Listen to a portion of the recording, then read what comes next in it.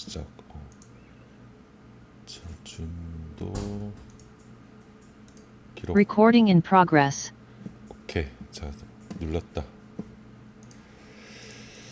자, DLS랑 제타 포텐셜.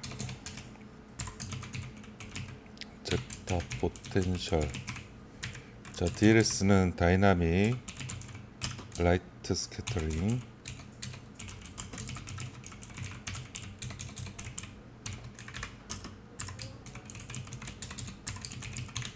그다음에 제타 포텐셜 이 두 가지 장비는 이제 그 따로 있을 수도 있고 하나의 장비에서 이렇게 액세서리로 붙어 있을 수도 있거든. 우리 학과에도 있는데 DLS가 원래 있었고 제타 포텐셜을 우리 연구실에서 돈 주고 붙여놨어요. 액세서리로 붙여놨거든.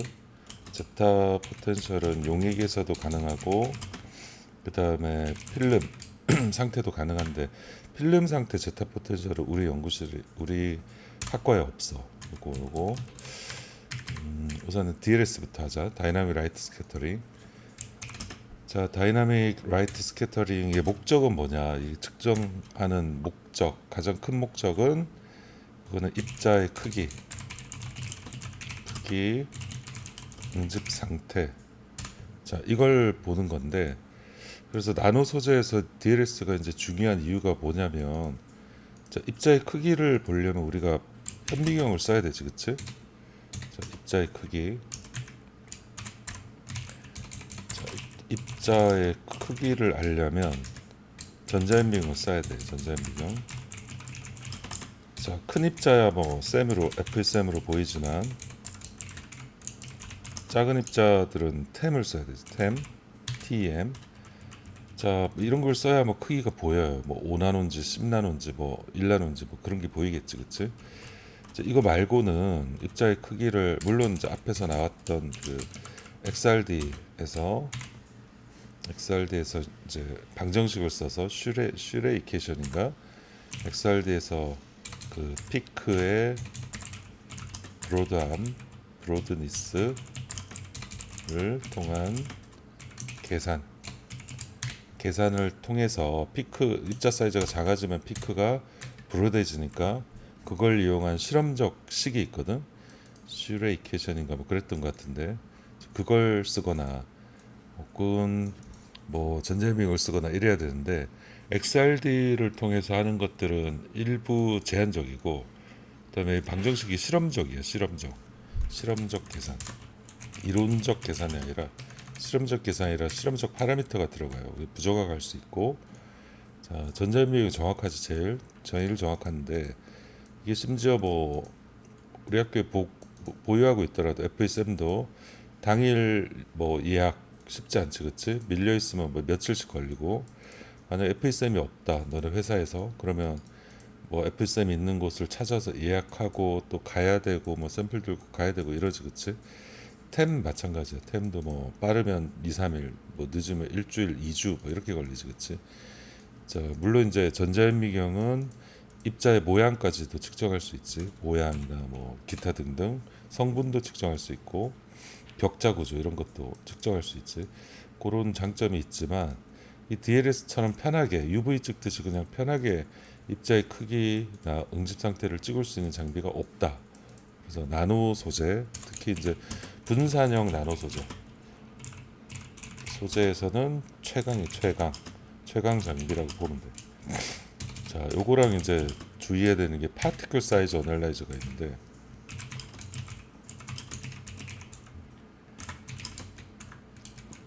오늘 PLS라 부르고 PSA. 이 PSA도 비슷한데 라이트 스캐터링을 써서 측정하는 장비인데 파티클 사이즈 어널라이저는 파우더를 투입하고 기계가 분산 시켜서 측정하는 방식이야. 2차 전지 예를 들어서 2차 전지 뭐 양극재를 만들었다. 양극재가 뭐 10마이크론인지 뭐 20마이크론인지 이런 것들 파티클 사이즈 어널라이즈를 써서 측정할 수 있는데 파우더를 투입하면 이거는 기계가 뭐 물 같은 거를 써서 분산해서 측정하는 방식이거든. 그래서 이 방식의 가장 큰 단점은 분산에 대한 분산이 잘 되었나? 자, 이거를 확인할 수 없다. 그 다음에 나노 사이즈 측정 불가. 그러니까 이런 두 가지 문제점이 있어. PSA가. 그래서 이 PSA는 사실상 우리 과에서는 손종태 교수님 방 2차 전지하는 이제 손종태 교수님 방에서 쓰고 있었는데 잘 쓰진 않아. 그래서 공실간으로 지금 이전돼 있는 상태예요. 실험실 애들도 잘 안 쓰기 때문에 파티클 사이즈 어널라이저라는 것과 DLS라는 장비가 있는데 DLS는 분산된 것만 찍을 수 있어요. 분산이 안 되면 찍을 수 없고 나노 사이즈 측정 가능하다는 장점이 있어. 그래서 예를 들어서 뭐 금나노 입자를 만들었다, 녹는 거 이런 거, 은나노 입자를 만들었다, TiO2 나노 입자를 만들었다, 뭐 그래핀 옥사이드를 만들었다, 분산형, 뭐 우리 연구실에서 하는 맥신을 만들었다 이런데 DLS를 쓸 수가 있어요. 물론 이제 이런 판상 재료들은 약간 고민을 해야 되는데, 자 DLS의 특징들에 대해서 설명을 했고 그 다음에 DLS의 가장 큰 제한점, 제한점은 이제 실제 크기가 아니라 용매 포함하는 용매 분산층 포함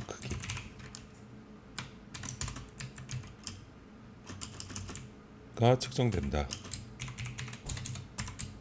어떤 나노 소재가 있다고 하면 겉을 용매들이 둘러싸겠지, 그치? 이 둘러싸는 이 용매층까지 포함돼서 측정되기 때문에, 그래서 이 DLS로 측정한 크기는 실제 크기보다 일반적으로 큰 게 일반적이야. 큰 게 뭐 많이 클 수도 있고 조금 클 수도 있는데 실제 크기와 그러니까 직접적으로 예를 들어서 뭐 이게 100나노입니다. DLS만 가지고 얘기할 수는 없다는 거야. 100나노인데 실제 용매 분산층 겉을 둘러싼 용매층을 제거하고 나면 템에서는 뭐 80나노로 보인다. 뭐 이런 것들이 비일비재하거든. 그래서 실제 크기는 측정할 수 없지만 유사한 크기, 유사한 크기를 측정할 수 있는 굉장히 쉬운 장비고 시간도 금방 걸리고 측정도 UV처럼 되게 편하게 돼 있어. DLS. 자, 이거 뭐 가끔씩 이거 말고 뭐 스태틱 라이트 스캐터링이라고 뭐 이런 옛날에 학교 다닐 때는 이게 있었는데 SLS 이거는 지금은 거의 안 써요. 이건 어디 박물관 같은 데 가야 있고 이거는 뭐 하루 종일 걸렸어. 하나 찍는데 막 스태틱은. 근데 이 다이나믹 등장하면서 완전히 사라졌어요. 스태틱 라이트 스캐터링. 저희 몰라도 되고 DLS 입자의 크기나 응집 상태를 측정할 수 있는 장비다. 원리를 보면 자 레이저를 조이는데 큰 입자가 있고 지금 자 입자들이 운동을 하고 있지, 그치? 요거는 이제 브라우니안 모션. 가만히 있진 않겠지, 그치? 움직거릴 텐데 자 이렇게 운동을 하고 있어요, 입자들이. 자 운동을 하고 있는데 큰 입자와 작은 입자가 있을 때 자 시간에 따라서 레이저를 산란하는 자 인텐시티는 크게 차이 나지 않는데 자 이 프리퀀시가 뭔가 바뀌지, 그치? 시간에 따라서 얘는 느슨하게 이렇게 바뀌는데 작은 입자들은 굉장히 빠리빠리 이렇게 바뀌지, 그치? 빠리빠리 바뀌어요. 그래서 요걸 이용해서 입자 사이즈가 이렇게 나오면 입자 사이즈 작구나, 이렇게 나오면 입자 사이즈 크구나, 이렇게 우리가 입자 사이즈를 간접 비교해서 크기를 측정하는 방식이 DLS야. 다이나믹 라이트 스캐터링. 이 정도만 아시면 된다. 자, 그래서 여기 보면 자 레이저를 이렇게 조이게 되고 샘플의 입자들이 운동을 하고 있는데 그래서 다이나믹의 의미는 운동하고 있다는 거고 라이트 스캐터링 빛을 산란시키는데 그 산란시키는 정도가 자 이쪽에서 레이저가 나오는 거야. 쏘리 미안하다. 자, 이쪽에서 나오고 여기서 산란하게 되면 디텍터가 여기 있지, 그치? 포톤 포톤 디텍터 이걸로 특정 각도에서 산란하는 세기를 자 시간에 따라서 이렇게 플롯하게 되면 이론식을 통해서 입자 사이를 측정할 수 있다. 이게 DLS의 원리다. 그래서 큰 입자와 작은 입자가 어떻게 분산되는지 그 차이 어떻게 시간에 따라서 산란의 이런 프리퀀시가 다른지를 이용한 측정 장비 DLS. 자, 그다음에 DLS에서는 예를 들어서 뭐 이렇게 자, 이렇게 이런 입자들이 보였는데 뭐 이렇게 농도를 예를 들어서 높였더니 자 농도를 높였더니 자 이게 줄고 자, 이게 이렇게 줄고 여기 뭐 이상한 것들이 생기더라. 자 여기서 올라간 거는 농도야 concentration CONC 약자 농도의 약자 CONC concentration 농도를 높였더니 이렇게 그러니까 2차 구조지 2차 구조 작은 것들이 뭉쳐서 응집해서 생겼겠지 그치? 그래서 이런 것들 2차 구조도 우리가 확인할 수 있다.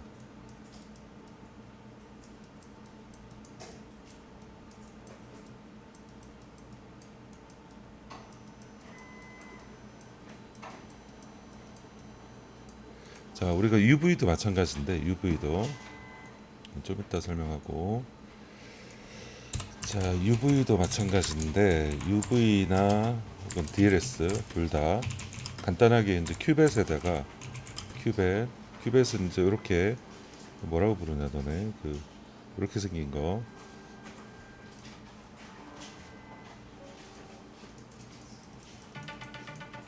UV 셀 뭐 이렇게 너 전화 한 통만 받자. 너, 여보세요? 주연아. 여보세요? 예, 여보세요? 예, 예, 예. 아, 예, 예. 아, 예, 알겠습니다. 예, 예. 예, 인식입니다. 사람 인자 두 개, 십자 하나. 인자, 사람 인자 두 개, 십자 하나. 예, 예, 예, 예, 예. 인자 두 개, 십자 하나. 식, 예, 예,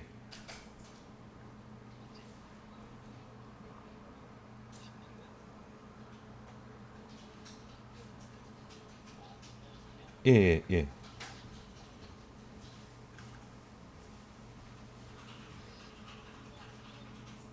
예, 임이 아니라 예, 인 두 개, 식 하나. 예, 예, 예, 인, 식, 예, 예, 예. 예, 74년 9월 27일입니다. 예, 예, 예, 고맙습니다.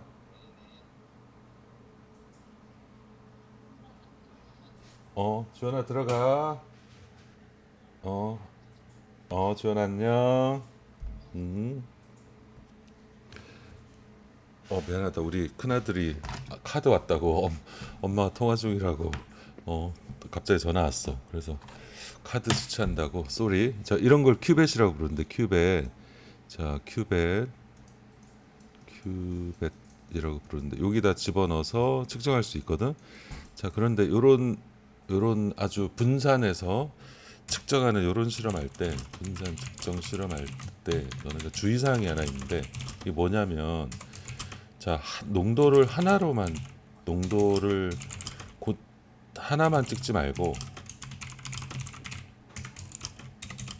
자, 희석은 금방 할 수 있잖아. 진하게는 못 만드는데 희석을 해서 한 뭐 두세 개라도 찍어 보면 두세 개 다른 농도 측정해 보면 자, 그러면 응집을 했는지 안 했는지를 알 수가 있어. 자, 이게 무슨 말이냐면 자, DLS를 찍었는데 너네가 빈 공간이 없네.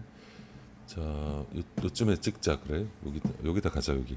자, DLS를 찍었는데 자, 뭐 이렇게 나왔어요. 자, 파티클 사이즈가 이렇게 나왔다 치자. 자, 이게 예를 들어서 응집한 건가, 응집 안 한 건가, 막 궁금하다 이거야. 이게 제대로 나온 건가 궁금해. 그럼 어떻게 하면 되냐면 이걸 희석을 해서 찍어. 그럼 희석을 해서 찍으면 만약 응집했다면 자, 응집했다면 이게 줄고 이게 뭔가 여기서 응집 안 한 뭐 이런 것들이 등장하기 시작하겠지, 그치? 만약 더 희석했다면 자, 더 작은 것들이 커지고 큰 것들은 거의 사라지고 뭐 이렇게 나오겠지, 그치? UV도 마찬가지, UV도 예를 들어서 자, UV를 찍었는데 자, UV 픽이 이렇게 나왔어요. 자, 이게 만약 응집에 의한 어떤 구조체가 흡수하는 건지 아닌지 헷갈리면 희석을 해서 찍으면 돼. 희석을 하면 당연히 이렇게 그냥 이렇게 응집 안 했다면 이렇게 떨어지겠지, 그치? 자, 근데 이렇게 떨어지지 않고 자, 예를 들어서 희석을 했는데 여기에서 갑자기 뭐 이렇게 나온다든지 더 희석했더니 이렇게 나온다든지 이렇게 되면 응집을 했다는 얘기겠지, 그치? 그래서 응집. 실제로는 UV는 이런 특정 파장을 농도에 따라서 이 업서번스를 딱 여기 구해서 자, 이렇게 x축이 농도, 여기가 업서번스를 이렇게 플롯하면 자, 플롯하면 이렇게 일자로 갈 것 같지만 실제로 실험을 해보면 어떤 특정 농도에서는 업서번스가 더 이상 이렇게 증가하지 않아요. 자, 이렇게 되거든. 그럼 너네가 찍은 업서번스가 이 구간의 업서번스인지 자, 이 구간의 업서번스인지를 모르잖아, 그치? 모르기 때문에 실제로는 어떤 좀 새로운 나노 소재에 대해서 UV를 찍는다라고 치면 혹은 DLS를 찍는다라고 치면 농도를 다르게 해서 농도에 따른 예를 들어서 흡광 업서번스 UV는 업서번스 찍는 거니까 혹은 농도에 따른 사이즈 DLS는 사이즈를 측정하는 거지. 자, 요거를 측정하면 된다. 자, 만약 자, 응집을 안 했다 그러면 농도에 따른 업서번스가 이렇게 나오겠지.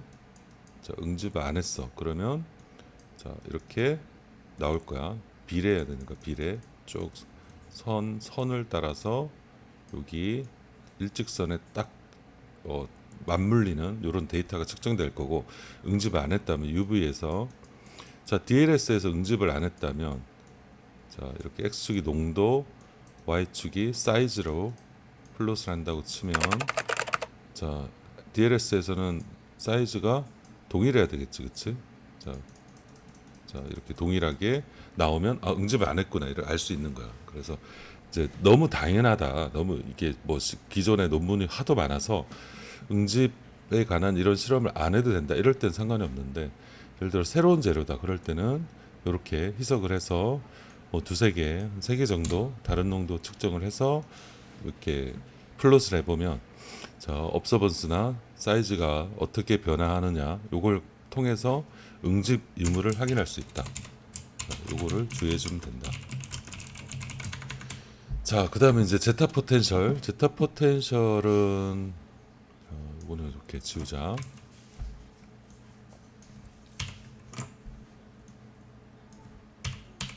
제타 포텐셜은 표면 전하를 측정할 수 있는 방식이거든. 표면 전하, 입자의 표면 전하, 나노 입자의 표면 전하.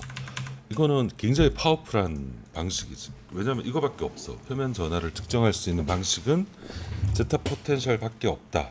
간접으로 예측할 수 있는데 간접 예측. 자, 간접 예측할 수 있는 가장 쉬운 방법은 FTIR 찍는 방식. 자, 왜냐? 자, 예를 들어서 자, COH가 있다. 입자 표면에 COH는 CO-로 이온화하는 그룹이고 따라서 이건 네거티브 음전하를 주는 그룹. 예를 들어서 OH가 있다. OH는 강산은 아니지만 어쨌든 O-로 이온화 가능해. 아주 소량이지만 따라서 얘도 네거티브. 자, 표면에 아민이 있다. 뭐 NH2 이런 아민이 있다 치자. 아민이 있으면 얘는 약연기지만 암모늄으로 이온화할 수 있는 이온화 그룹. 이건 포지티브가 되는 포지티브.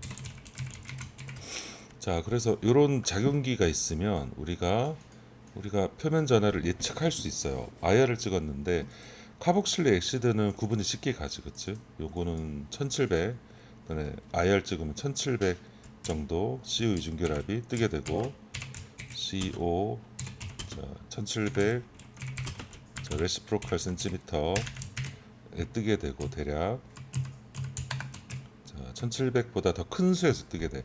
에스터 아마이드가 1600대 가능한데 아마이드 빼고는 거의 다 1700보다 큰 값에서 뜨게 돼요. OH는 이제 아리까리 해야 돼. OH는 3300 정도.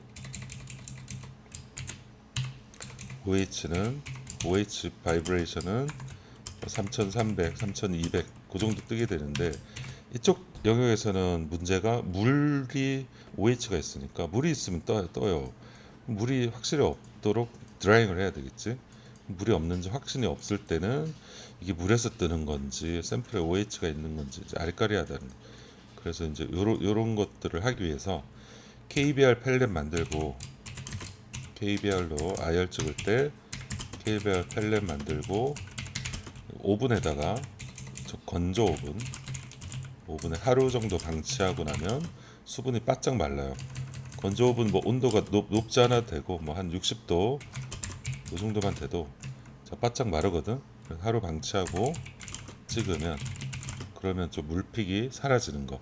혹은 물픽인지 궁금하면 찍었던 펠렛을 바로 버리지 말고 건조 오븐에 넣고 하루 방치하고 나서 다음 날 다시 찍으면 되겠지, 그치? 그러면 그 픽이 줄었어. 그럼 그 물픽인 거지, 그치? 그럼 하루 더 해보자. 또 찍어보고 그럼 물픽인지 아닌지 확실히 알 수 있겠지.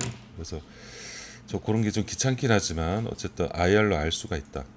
자, 아민 같은 경우는 IR에서 1400 CN 결합 뭐 그다음에 3500대 3400 요런데 NH 스트레칭 뜨게 되고 요거는 이제 주로 이제 더블렛이나 픽이 더블렛이나 트리플렛이 뼈쪽하지 뼈쪽 OH가 브로드 한다면 자 NH2는 뾰족하게 뜨게 돼. 혹은 두 개가 뜨게 되거나 뭐 이러지. 세 개가 뜨기도 하고. 그다음에 CN 스트레칭이 한 1400대 뜨게 되는데 이쪽은 좀 다른 픽이 있으면 겹쳐요. 그래서 이건 좀 약간 불확실하지, 그치? 자, 어쨌든 이런 것들, 이런 그룹들이 있으면 우리가 제타 포텐셜을 예측할 수는 있는데, 예를 들어 둘 다 있다.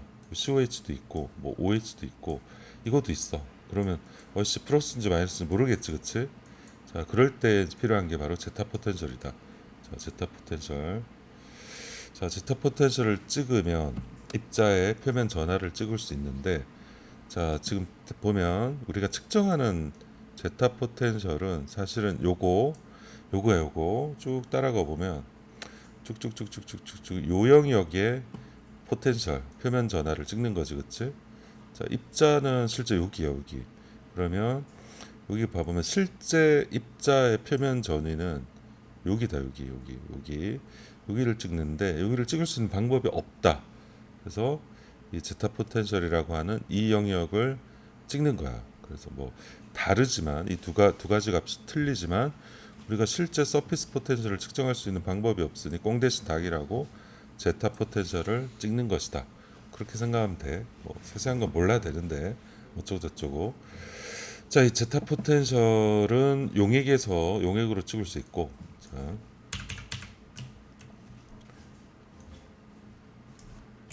용액 측정 가능하니까 DLS를 찍고 제타도 찍으면 되겠지, 그치? 어차피 찍는 거 그냥 DLS 찍었던 거 제타 포텐셜 찍으면 돼요.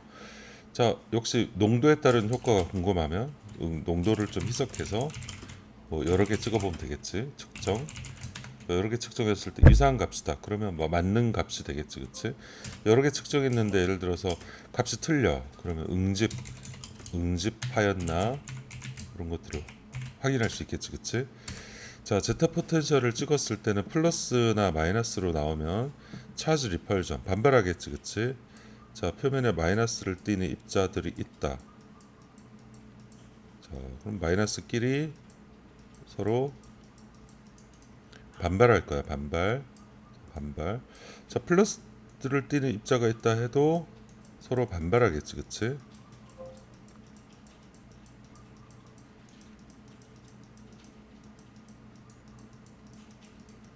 서로 가까이 오면 밀어내겠지, 그치? 자, 이렇게 입자의 분산 입자 분산 효과는 두 가지가 있는데 두 가지. 첫 번째가 바로 이런 정전기적 반발. 자, 정전기적 반발. 표면 전하가 크면 클수록 제타 포텐셜이 크면 클수록 서로 뭉치지 않고 서로 반발한다. 이게 1번이고 2번이 입체장애야. 입체장애. 뭉치려면 두 가지 입자들이 이렇게 뭉치려면 두 가지 입자 표면에 있는 유기물들이 서로 이렇게 탁탁탁 겹쳐져야 되는데 이렇게 손가락 끼듯이 좀 이렇게 겹쳐지는 게 있어야 서로 뭉칠 텐데 입체 장애 좀 큰 놈이 있어요. 주먹같이 막 큰 이런 구조를 띠는 표면 유기물들이 있다 치면 주먹이 겹쳐지진 쉽지 않잖아, 그렇지? 이런 구조다. 그럼 쉽게 겹쳐지겠지, 그렇지?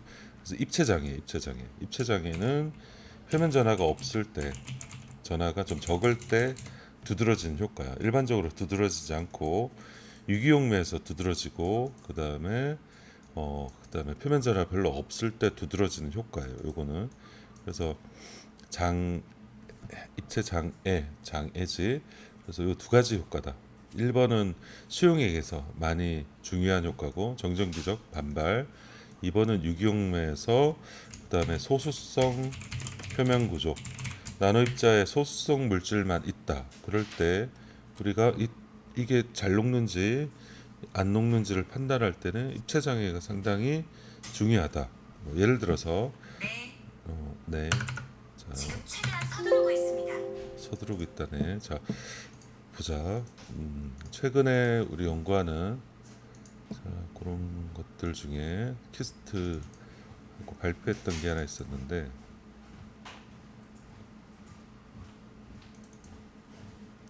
하나 보여주면 이거 고급 정보인데 자 어쨌든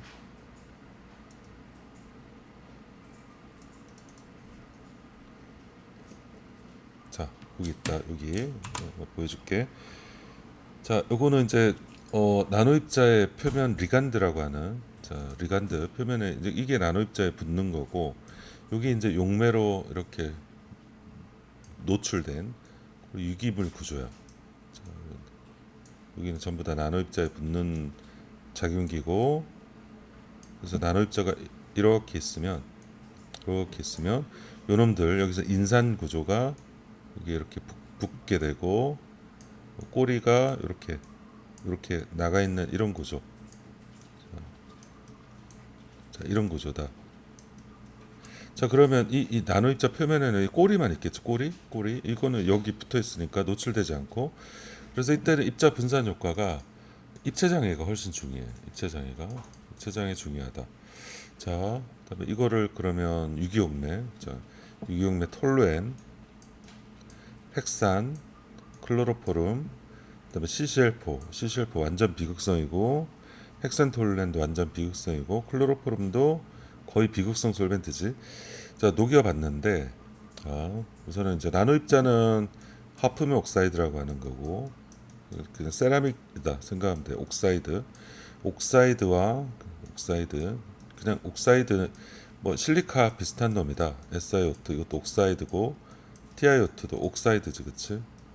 자, 옥사이드 이 세라믹 종류가 별로 많지 않아요. 하이드록사이드 있고 뭐 예를 들어서 칼슘 뭐 OH2 이렇게 적어놨다. 하이드록사이드고 자 무슨 황이 막 들어있어. 그러면 얘는 설파이드 황화물 되겠지, 그치? 자 그래서 몇 가지 되지가 않아요. 옥사이드 중에 하나다. 그럼 이런 놈과 비슷하다 이렇게 생각하면 되는 거야. 자 옥사이드에 이걸 붙였는데 그럼 이놈이 여기에 붙게 되고 꼬리가 바깥을 향하게 되는데 어느 게 잘 녹는지 요거 두 개를 테스트 해봤어요. 자 얘는 꼬리가 일자 꼬리가 일자 얘는 꼬리가 이렇게 갈라져 있어. 여기서 1번과 5번을 테스트했다고 보면 돼. 5번 혹은 뭐 2번과 5번 테스트했다고 치자.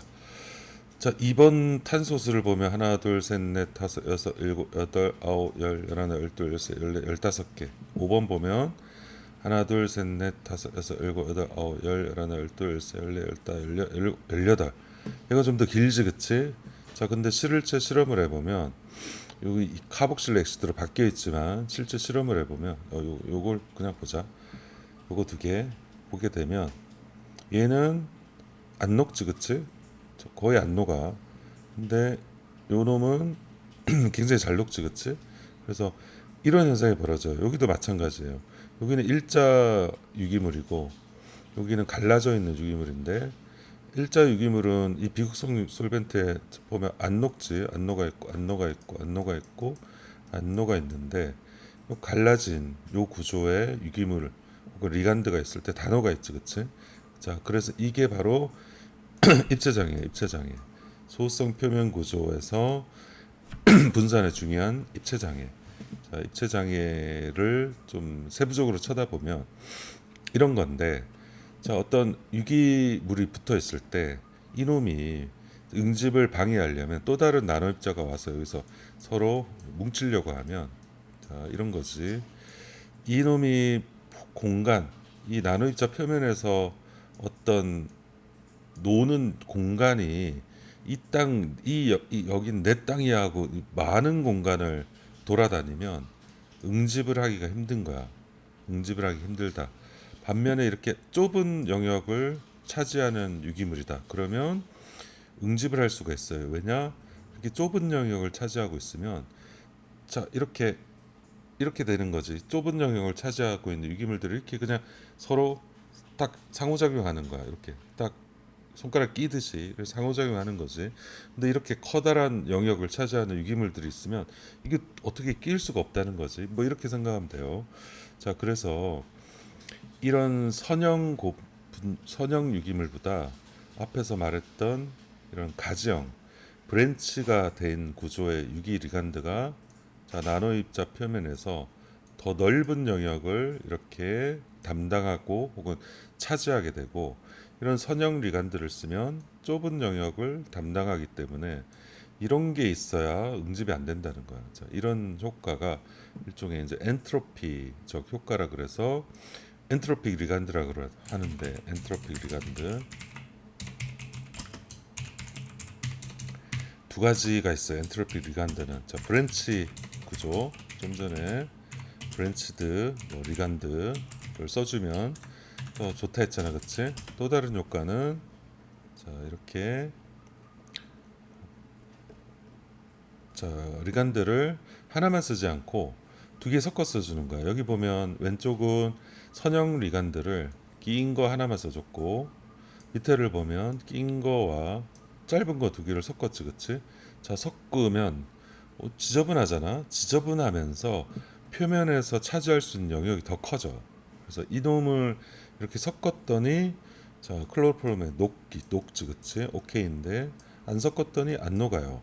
짧은 것도 긴 것도 얘만 쓰면 자 이거는 지금 비율은 짧은 거의 비율이야 0이지 그치? 요거만 쓴 거 용해도 솔빌리티가 작고 자 1이면 긴 것만 썼다는 거야 짧은 것만 썼다는 거야 이때도 용해도가 작아 이때도 작고 이때도 작은데 자 중간에 섞었으니까 용해도가 상승하지 얼만큼 상승하느냐 10의 4승 만배 상승해요 10의 마이너스 7승이고 10의 마이너스 3승이지 만배 상승하는 만배 엄청나게 상승하지 그치 그래 이런 효과가 엔트로픽 리간드 자 표면에 어떤 리간드가 서로 정렬할 수 있는 어떤 이런 것들을 막아주는 효과 엔트로피지 무질서도를 증가시키는 효과 무질서도를 증가시키려면 어떻게 해야 된다 브랜치드 리간드를 쓰거나 혹은 믹스드 리간드 혼합된 믹스드 리간드를 써주면 엔트로피가 증가하게 되고 엔트로피가 증가했기 때문에 옆에 놈과 상호작용하는 것이 힘들어진다. 자, 이게 이제 입체장애 효과고 이거는 제타 포텐셜로 측정할 수 없어. 이 제타 포텐셜은 바로 정전기적 반발을 관여되는 표면 전하, 정확하게는 제타 전하, 표면 전하, 제타 전하를 측정하는 것이다. 자, 이거 되게 고급 정보예요. 고급 정보. 그래서 고급 정보. 자, 그래서 요것도 중요하지만 제타 포텐셜은 우선 정전기적 반발을 측정하는 장비고 제타 전위를 측정하는 것이다. 자, 그 정도 하면 되겠다. 제타 전위. 자, 표면 전위랑 비슷한데 똑같지는 않다는 거지. 자, 어쨌든 이 제타 포텐셜, 그래서 정확하게는 서피스 포텐셜이라 하면 안 돼요. 제타 전위, 제타 포텐셜을 측정한 거예요. 표면 전위 측정한 것이 아니다. 이건 측정 불가능이지.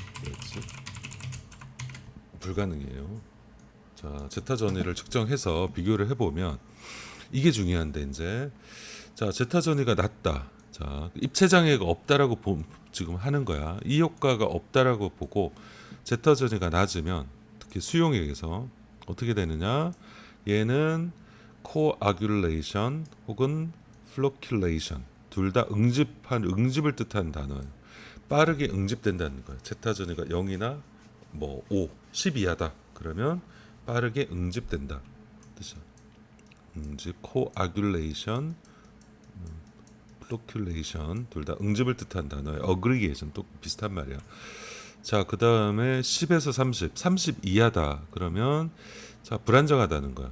자, 단기적으로는 안정한데 중장기적으로는 깔아앉는다. 자, 깔아앉는다는 거야. 그래서 불안정. 장기적으로는 불안정하다. 자, 30 이하, 30 이상 혹은 40 이상 정도 되면 그때는 자, 분산 안정성이 어느 정도 유지가 된다는 거고, 분산 안정성. 자, 그 다음에 60보다 크다. 그러면 이거는 영원히 깔아앉지 않는다. 영원히 forever, 영원히 분산. 자, 그래서 예를 들어 보면 제타 포텐셜이 10 이하다. 그러면 하루 지나면 깔아앉는 거고, 하루 지나면 혹은 1시간 안에. 자, 제타 포텐셜이 한 30에서 40 정도다. 그러면 한 일주일 있다 깔아앉는 거. 자, 혹은 한 달 이내 깔아앉는 거. 40에서 60이다. 한 6개월 간다는 거야. 60 이상이다. 영원히 forever 깔아앉지 않는다. 그래서 제타 포텐셜의 절대값이 크면 클수록 분산 안정성이 좋다. 그럼 제타 포텐셜을 어디에서 많이 측정하느냐? 이건 제일 많이 측정하는 회사는 페인트 회사예요. 페인트 회사. 자, 페인트 만들어 샀는데 다 깔아앉아 있고 막 위에 용액이 맑고 투명하면 또 막 흔들어야 되고 좀 그러지, 그치? 페인트 회사에서 자, QC 할 때, 퀄리티 컨트롤 할 때 제일 많이 쓰는 장비가 이 제타 포텐셜 장비예요. 노르페 페인트나 뭐 그런 페인트 회사 있잖아, 그치? 자, 페인트 회사의 중요한 이슈 중에 하나다. 제타 포텐셜. 자, 템과 HR템. 템은 일반적인 템이고,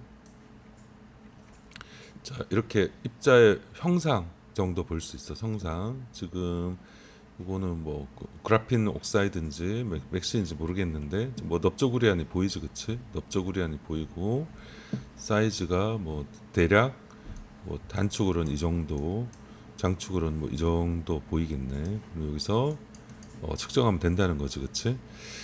자, 요거 한번 가볼까?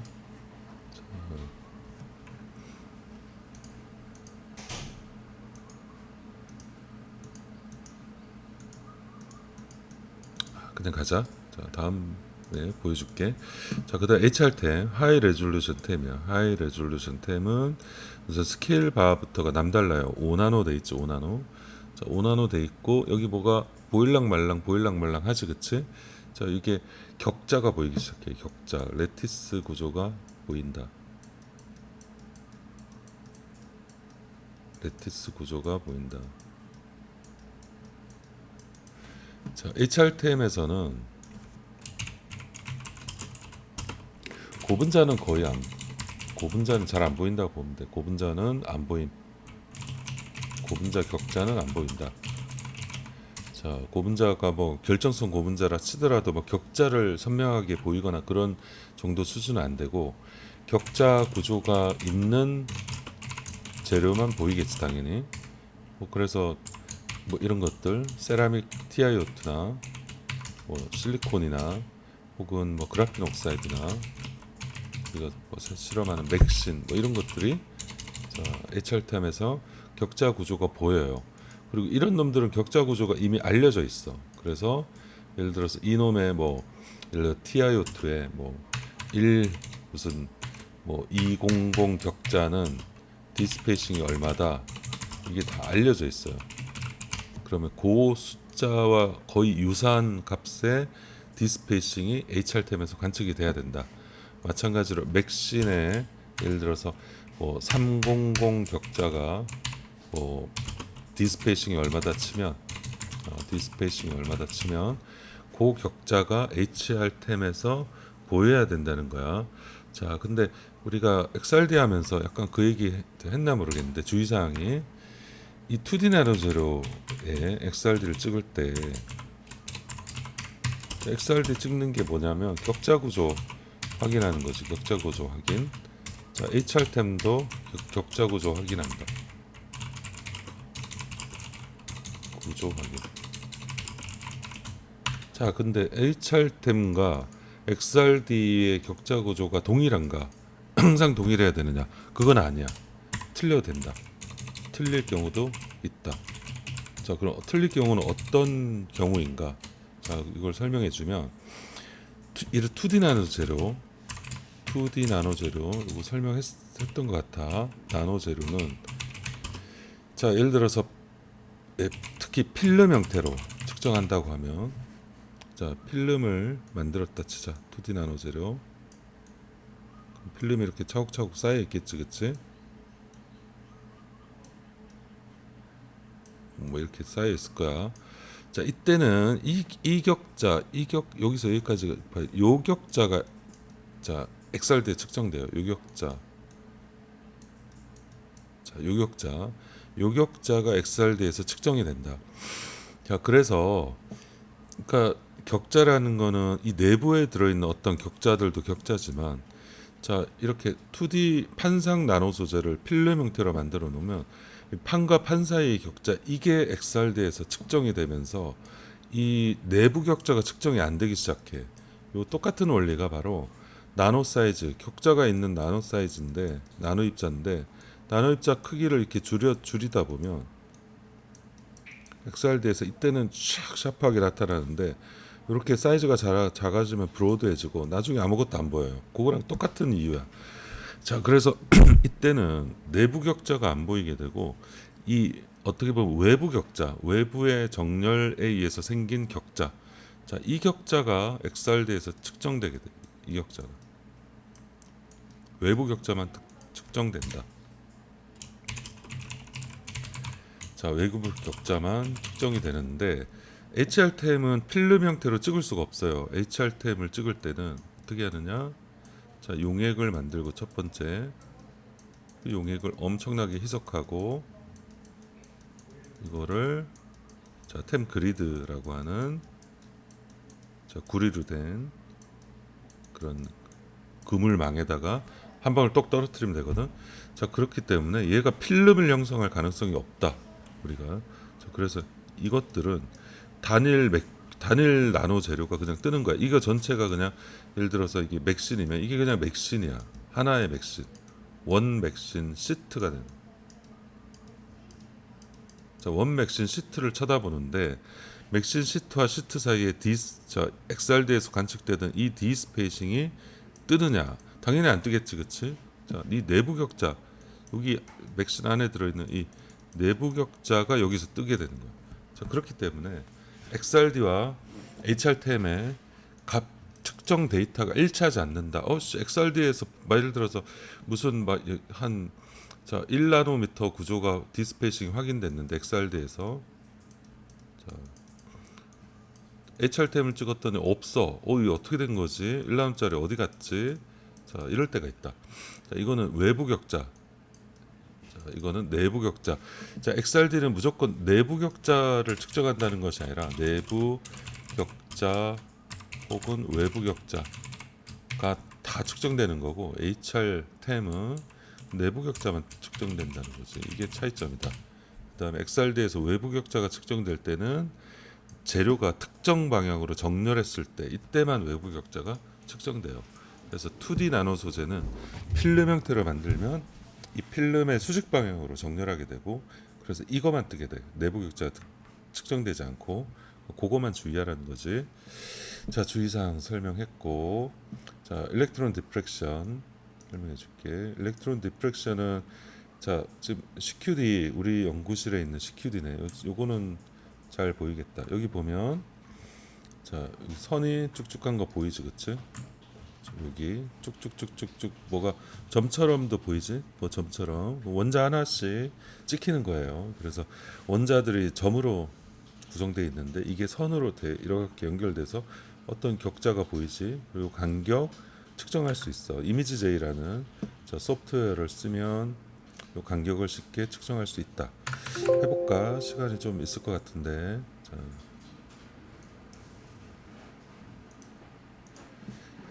자, 이미지제이 내가 다 깔아놨나? 보자.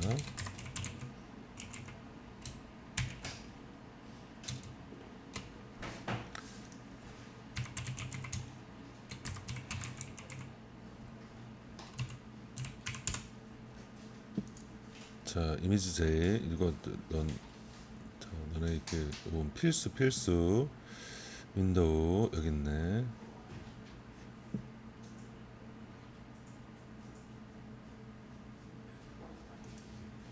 자, 이거는 필수 소프트웨어. 너네 공짜니까 어차피 그냥 공짜로 편하게 깔면 돼. 26초 남았네.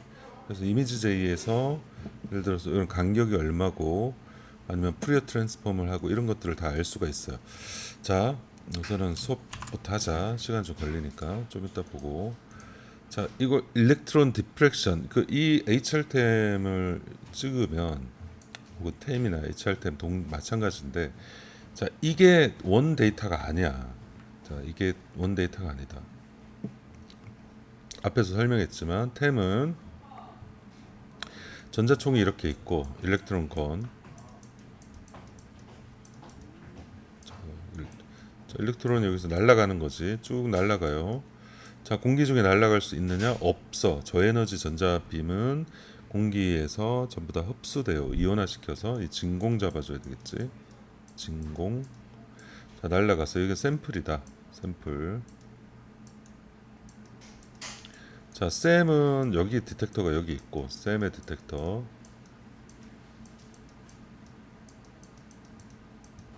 자, 이거는 산란 전자를 찍는 거지. 맞아서 튕기는 전자를 찍는 게 샘이고, 템은 뒤에 있어요. 디텍터가. TM 디텍터. 엑스레이처럼 투과하는 전자를 찍는 게 템이지, 그치? 자, 그럼 템 디텍터가 처음에 딱 받는 신호가 이거였느냐? 이게 아니에요. 이게 템이 디텍터가 가지고 있는 신호야. 우리 눈은 사물을 볼 때 이렇게 보지만 템의 디텍터는 전자가 디텍터로 들어가면 이게 찍혀요. 이게 어이씨 이게 뭐야? 이게 뭐지? 자, 이게 뭐지? 이게 리얼 데이터고 이게 원 데이터, 리얼 데이터고 오리지널 데이터.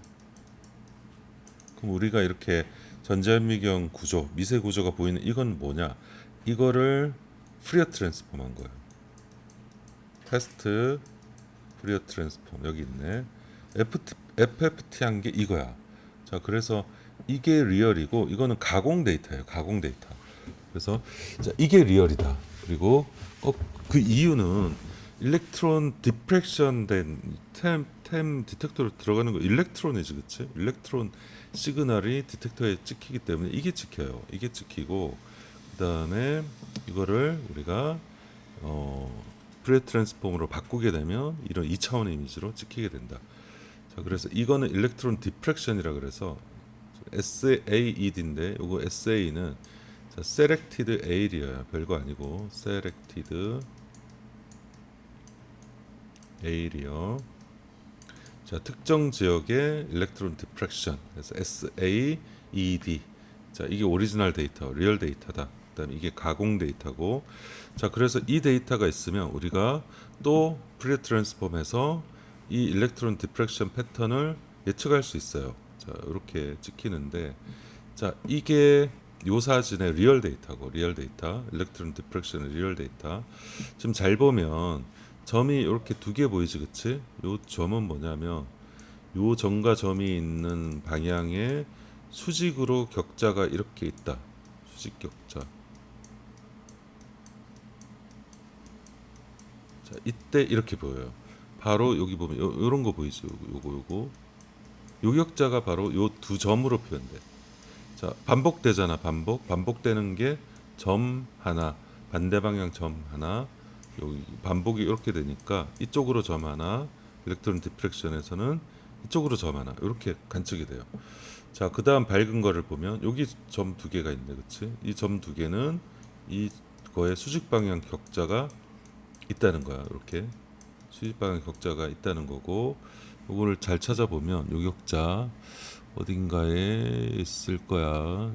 이 사진이 아닌가? 자, 뭐 이렇게 된다. 이런 뜻이에요. 지금 요 영역을 프리 트랜스폼 해보면 요거의 수직 방향, 요 두 점이 여기 보이네.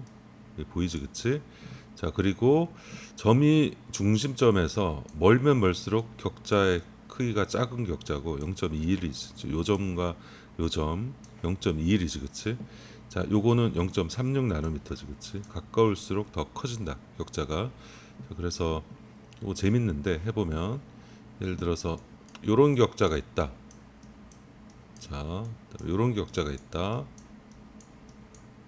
자, 일렉트론 디프렉션 어떻게 나오냐면 이 중심점에서 얘는 격자가 크니까 가까운 두 점 이렇게 측정될 거고, 얘는 격자가 작으니까 먼 두 점 이렇게 측정될 거고, 자, 격자가 이번에는 여러 개 같이 있다 치자.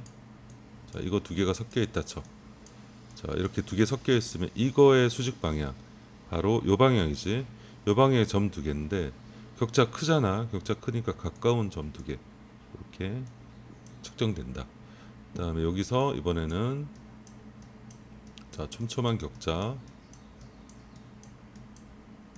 이 방향으로 촘촘한 격자 두 개가 있다 치면 요게 이 큰 격자가 요 점 두 개잖아. 요 격자의 수직 방향이면 여기지. 자, 격자 간격이 좁으니까 이번에 뭐 중심점에서 멀리 요렇게 두 개가 뜨게 된다. 그래서 요거 딱 보면 너네가 리버스 프리어 트랜스폼인데 정확하게는 리버스 프리어 트랜스폼하면 이게 나오고, 그 다음에 이거를 프리어 트랜스폼하면 이게 나온다. 자, 왔다 갔다 하는 건 수학적으로 왔다 갔다 할 수 있는 거야.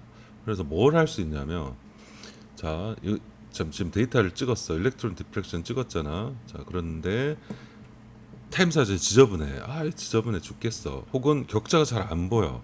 자, 그럴 때 뭘 할 수 있냐면 일렉트론 디프렉션을 이렇게 찍고 나서 이 프리 트랜스폼에서 일렉트론 디프렉션 찍고 나서 이거 지울 수가 있어요. 자, 이거 희어멀건한 거 뭐가 있는지 없는지 뭐가 나오지, 그치? 이런 거 이거 지워버리는 거야. 자, 이런 거 다 지워버려. 요거 두 개만 딱 남기고 다시 프리 트랜스폼하면 요격자만 쫙 나온다. 자, 조작이 아니라 어떤 특정 격자 구조를 잘 보기 위해서 인위적으로 이렇게 데이터를 클리닝 하는 그런 작업도 있어. 논문에도 종종 나오는 기술 중에 하나야. 그래서 이런 또 수학적인 우리가 뭐 이거 뭐 다 이해할 필요는 없지만 우리가 이런 것들을 통해서 구조를 정확하게 알 수가 있다. 그래서 우리가 템을 찍게 되면 어떤 특정 격자가 잘 나오는 거면 이 데이터는 무조건 있어요. 이게 원본 데이터라 했잖아. 원본 데이터를 달라고 하면 이걸 받을 수가 있어. 자, 그리고 원본 데이터 이 데이터만 있으면 이거는 없어도 된다. 너네가 이미지 J에서 프리 트랜스폼 하면 돼. 그럼 이게 나온다.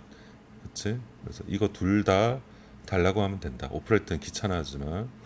자, 그 다음에 이걸 가지고 특정 영역만 잡아서 격자 값이 얼마지? 볼 때는 특정 영역에 프리 트랜스폼을 하게 되면 이렇게 점으로 보이니까 논문에 보면 항상 이런 전자미어 구석탱이에 일렉트론 디프렉션 사진을 이렇게 집어넣는 케이스가 있거든. 그게 바로 그런 것이다. 오리지널 데이터를 넣었으면 오리지널 데이터라고 표시해주고, 너네가 프리어 트랜스폼 했으면 프리어 트랜스폼한 이미지라고 표시해주면 되는 거야.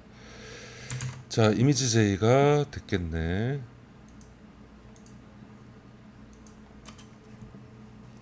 자, 이미지 J.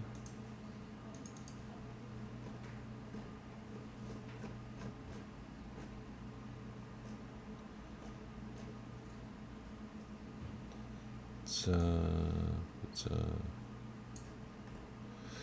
어디로 들어갈까? 고문자 합성으로 들어갈까?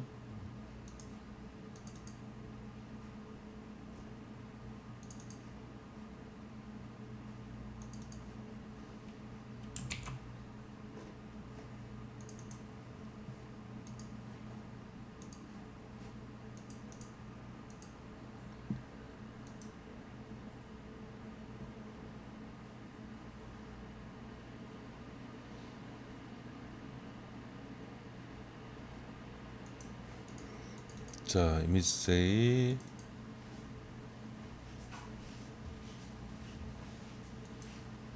자, 열었어요. 자, 열어서 뭘 하나 해볼까? 요걸 해볼까? 요거를 파일 그림으로 저장 png에서 아마 될 건데 그냥 가볼게. 요거를 각종 강의 검자 합성 자 HR템 템으로 저장하고 자 이미지.j에서 파일을 오픈 아까 그 폴더를 찾아서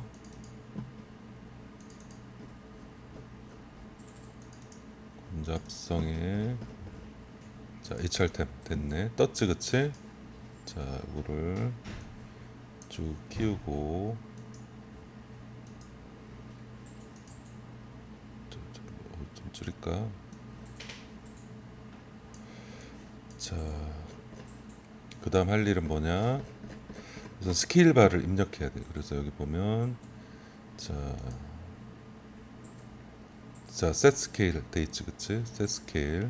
자, 요거를 하기 위해서 요 스케일 바랑 똑같이 선을 하나 꺼요.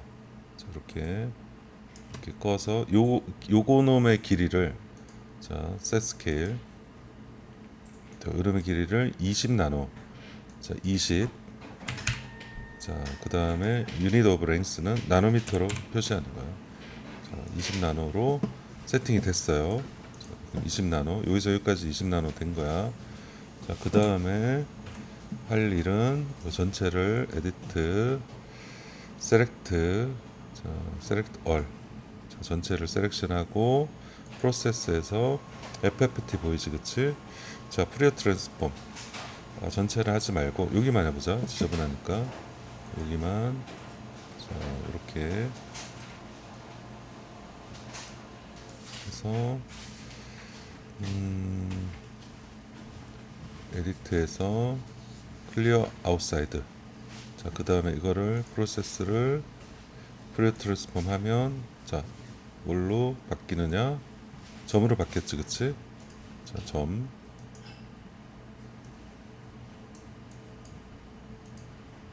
다시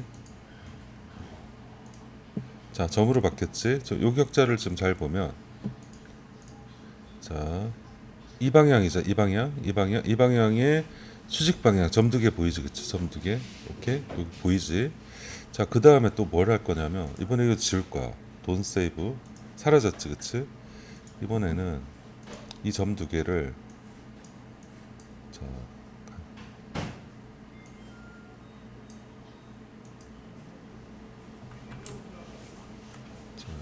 이놈 자 이놈을 셀렉트 얼 하고 자 이놈을 이번에는 자 인버스 프리 트랜스폼 할 거야. 그러면 자 아까 지워진 이미지가 그대로 나오지 그치? 오케이 그래서 자 이게 리얼 데이터다. 오케이 우리가 보는 이 데이터는 이 리얼 데이터를 프리 트랜스폼 하거나 인버스 프리 트랜스폼 하면 얻을 수 있는 거야. 그래서 내가 이게 리얼이 아니라 이게 리얼이 이게 여기 이게 리얼인지 프리어 트랜스폼인지 측정할 구분할 수 있는 좋은 방법은 여기 보면 중간에 뭐가 나오지 그치? 일렉트론 건 디텍터인지 일렉트론 건인지 장비가 나온 거야 템에서. 그래서 이게 나오면 이거는 리얼이고 이렇게 나왔다 점만 나왔어 이거는 이 이미지를 프리어 트랜스폼 한 거야. 자 그렇기 때문에 우리가 이 데이터를 굳이 버릴 필요가 없다. 오케이? 이 데이터에 이 격자 값이 얼마인지 다 나와 있는 거야. 자, 그럼 진짜 그런지 한번 보면 자,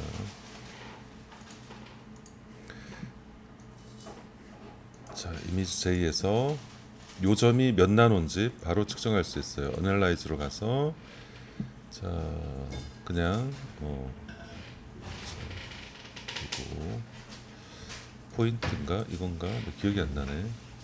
자, 여기 딱 클릭해 보면 자, 요거였나? 메저에서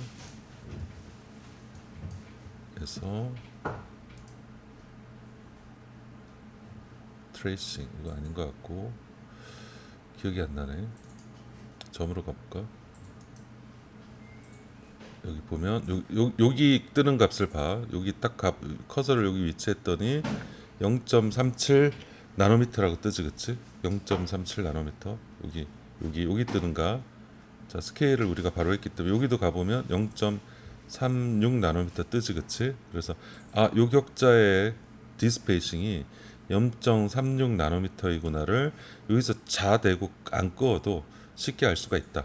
오케이. 그래서 0.36 나노미터인지 이게 어떻게 아느냐? 이미지 제이를 이용하면 쉽게 알 수 있는 거야. 자, 또 쓸데없는 얘기하다 계속 지나고 있는데, 자, 템에서도 에닥스 비슷한 걸 찍을 수 있어요. EDX처럼.